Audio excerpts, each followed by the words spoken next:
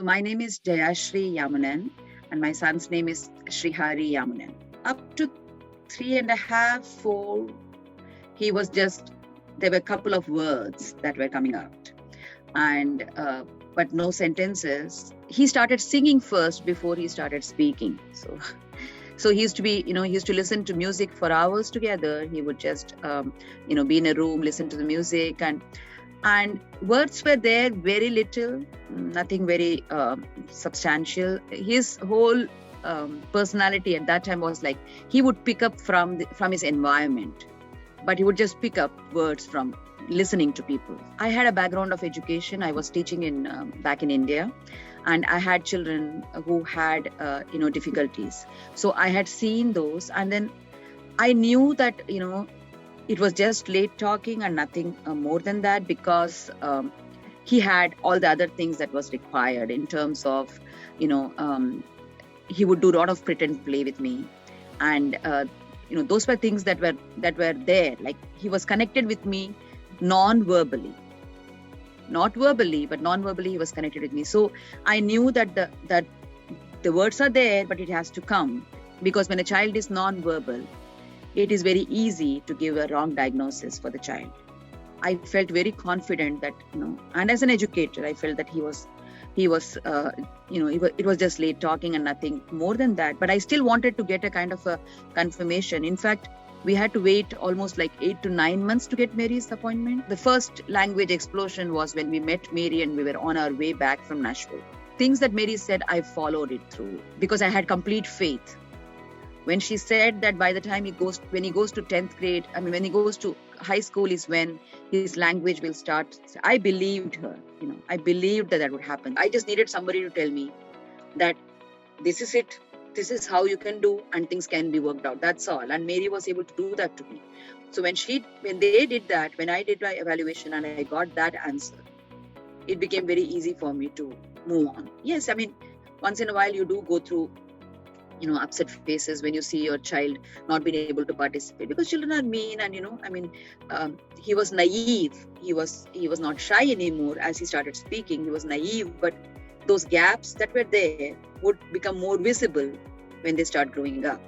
You will see a gap, but when they reach 16, after a point, you don't see that gap so much if you continuously work with the child. But the initial years are a bit of a struggle, because they go out to play, they're not accepted, and those are the kind of things that you face and you see it. But you have to be tough. Your child is not going to be the same way as other children are going to be. When you hear that a child is going to be speaking late, you feel that, is it going to be permanent? Is it going to be is it going to be something that can be addressed? That can be sorted out. Even if I had to cry, if I felt that I was overwhelmed, I would cry. I would time myself. All right, 5 minutes, I get time to cry. That's it. After that, over, done. I'm out of that. I think that is very important, because you can actually, completely drown yourself and not being able to do anything else. One more thing I did was I stopped comparing him with others. I just kept thinking, okay, he was here 6 months back. Where is he now? Every day, every month is a progress that they are making. You don't have that time. You don't have the luxury to, get yourself drowned in that kind of feeling that, oh, my child has this issue, my child has that issue. No, keep hoping, because, you cannot kill the hope. And your child's today cannot determine his tomorrow. 10 years down the line, I can't even remember some things that went through at that time. I had been to, school meetings. I've come out crying. I have been through all those phases. It is important to keep that hope going. It is very important to think that things may change anytime, that you just need that aha moment, in your child's life and your life. And things may change so sudden. And I've seen it around with so many kids. So after all these years, when I see him successfully handling his college, able to live away for 7.5 hours from us, he's able to live alone, he's able to manage, and he's able to get these scholarships, and he's able to have a career that he's looking forward to.